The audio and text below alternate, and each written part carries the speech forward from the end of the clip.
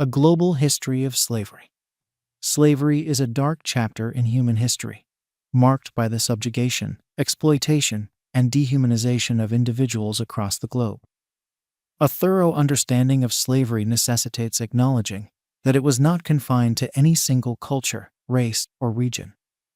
Instead, slavery was a pervasive practice engaged in by various societies throughout history. This recording aims to provide a more complete narrative by exploring the widespread nature of slavery across different cultures and timelines, highlighting the complexities and shared culpability in this grim aspect of human civilization.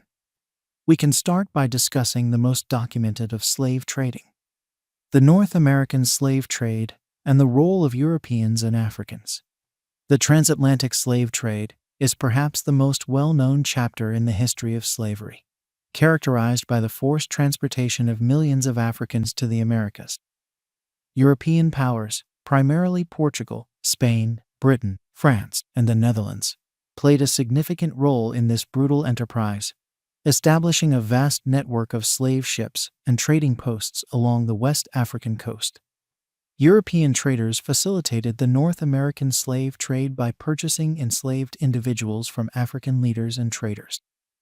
These African intermediaries, who were often local chiefs or merchants, captured and sold their fellow Africans to Europeans in exchange for goods such as firearms, alcohol, and textiles. This collaboration between European and African traders underscores the shared responsibility in the perpetuation of the transatlantic slave trade. Slavery in North America persisted for over 200 years, from the early 17th century until the passage of the 13th Amendment in 1865. Enslaved Africans were forced to work on plantations, in mines, and in various other labor-intensive sectors, enduring harsh conditions and inhumane treatment. The African slave trade was an ancient and enduring practice that many people do not want to acknowledge. Long before European involvement, slavery was already a well-established institution within Africa. African societies engaged in the enslavement of their own people and others captured in warfare, raids, and through criminal sentencing. Slavery in Africa took many forms, ranging from chattel slavery to more assimilative forms, where enslaved individuals could eventually gain social status and integration into the family of their captors. The duration of the African slave trade is difficult to pinpoint, but it spans millennia, with evidence of slavery existing in ancient Egypt, Carthage, and throughout the various African empires, such as Mali and Songhai. This historical context illustrates that the transatlantic slave trade was merely an extension of an already entrenched system of enslavement within Africa. The Greek and Roman empires enslaved millions. In the ancient Greek and Roman empires, slavery was an integral part of society and the economy. The Greeks enslaved people from various regions, including Thrace, Asia Minor, and the Black Sea region. Enslaved individuals were deployed in domestic roles, agriculture, mining, and as artisans. The Roman Empire expanded the practice of slavery on an unprecedented scale. Romans enslaved individuals from conquered territories, including Gauls, Britons, Germans, and North Africans. Slaves in Rome worked in households, farms, public works, and gladiatorial combat. Slavery in Rome lasted for centuries, from the founding of the Republic in the 6th century BCE to the fall of the Western Roman Empire in the 5th century CE. The Ottoman Empire perhaps had the most diverse and extensive slave trade.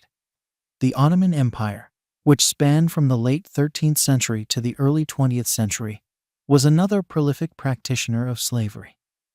The Ottomans enslaved people from diverse regions, including Eastern Europe, the Caucasus, Africa, and the Mediterranean. Notably, the Ottoman slave trade included the capture and sale of Slavic people, which influenced the English word slave, derived from Slav. Slaves in the Ottoman Empire were deployed in various capacities, including as soldiers, janissaries, laborers, and domestic servants. The empire's complex slave system allowed some enslaved individuals to rise to prominent positions within the military and administration, demonstrating a degree of social mobility not typically associated with slavery.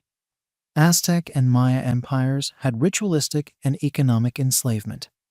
In the pre-Columbian Americas, the Aztec and Maya civilizations also engaged in slavery.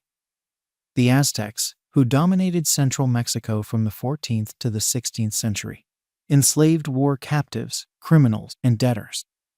Enslaved individuals were often used for labor, but some were sacrificed in religious rituals to appease their gods. Similarly, the Maya civilization, which flourished in Mesoamerica from 2000 BCE to the 16th century CE, practiced slavery.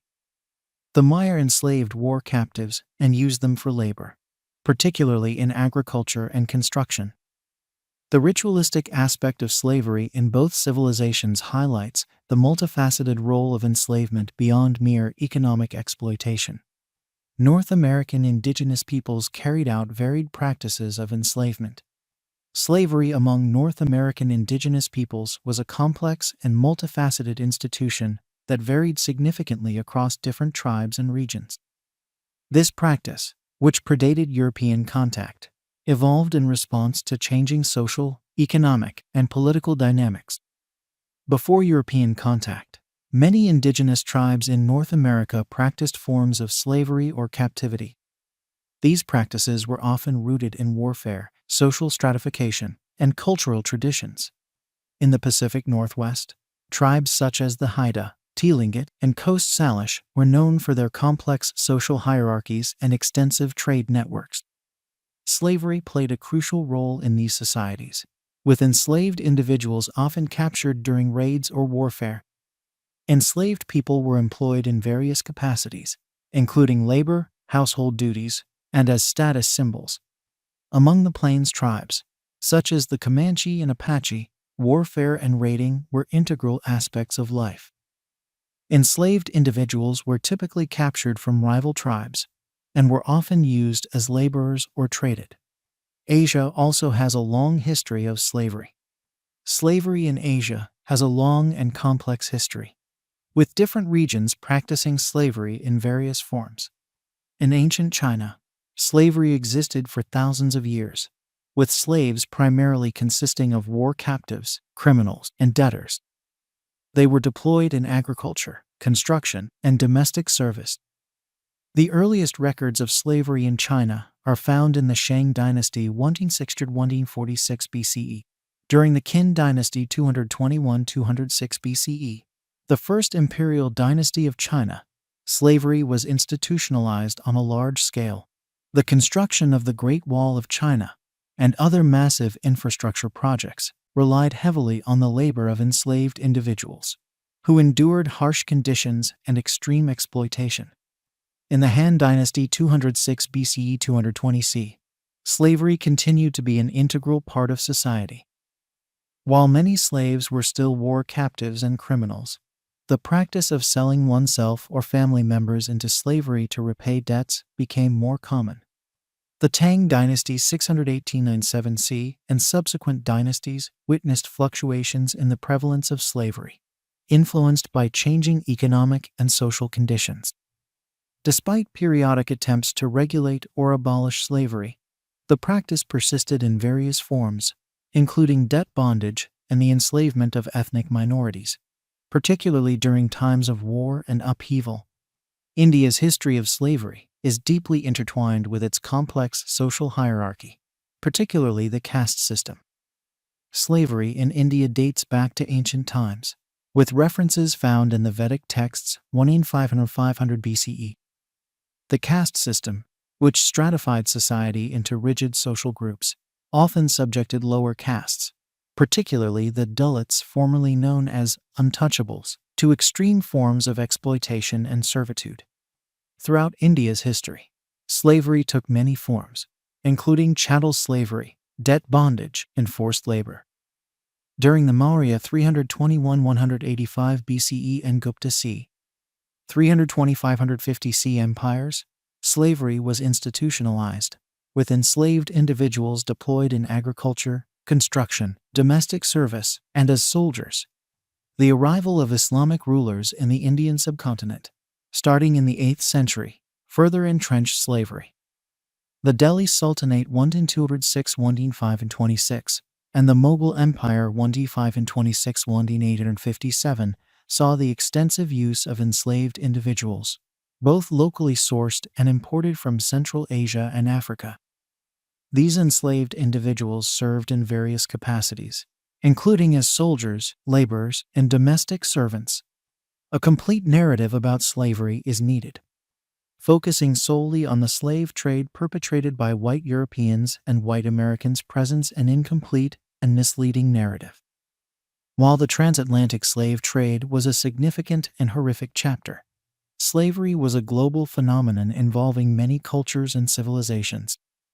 In fact, the European and North American slave trade was not as extensive as other slave trading cultures around the world. From Africa to Asia and the Middle East, numerous societies participated in a much larger slave trade, each contributing to this dark aspect of human history in their own right. Acknowledging the widespread nature of slavery helps to provide a more nuanced understanding of this practice and challenges the notion of singular blame. It emphasizes the shared responsibility and the need for a comprehensive historical narrative that recognizes the complexities and interconnections of global slavery. By doing so, we can foster a more informed and empathetic understanding of our shared past and work towards a more just and equitable future. The complexity of historical slavery, therefore, challenges the notion of reparations. The debate over reparations for historical slavery is a complex and contentious issue. While the call for reparations stems from a desire to address the profound injustices and enduring impacts of slavery, there are several reasons why the concept of reparations can be considered misguided. These reasons encompass the global nature of slavery, the difficulty in assigning responsibility across time and cultures, and the practical challenges in implementing a fair and effective reparations system. Slavery was not confined to any single culture or region. It was a global institution practiced by many different societies. This widespread practice makes it challenging to single out any particular group for reparations without acknowledging the shared responsibility across humanity. The transatlantic slave trade, often highlighted in discussions of reparations, involved multiple parties: European traders, African leaders and merchants who captured and sold their own people, and American plantation owners who utilized enslaved labor. Focusing on one group without considering the complicity and agency of others can lead to an incomplete and potentially unjust allocation of responsibility. The events in question took place centuries ago, and the individuals directly involved are long deceased. Holding contemporary societies accountable for actions committed by distant ancestors poses significant ethical and practical challenges. The passage of time complicates the process of assigning guilt and determining appropriate compensation. Over the centuries, populations have mixed, migrated, and evolved. Many descendants of both enslavers and the enslaved have intermarried and moved across borders. This intergenerational blending makes it difficult to clearly delineate who should pay and who should receive reparations. Additionally, many people today are descendants of both oppressors and the oppressed, adding another layer of complexity. A more effective approach may involve focusing on contemporary issues of inequality and injustice.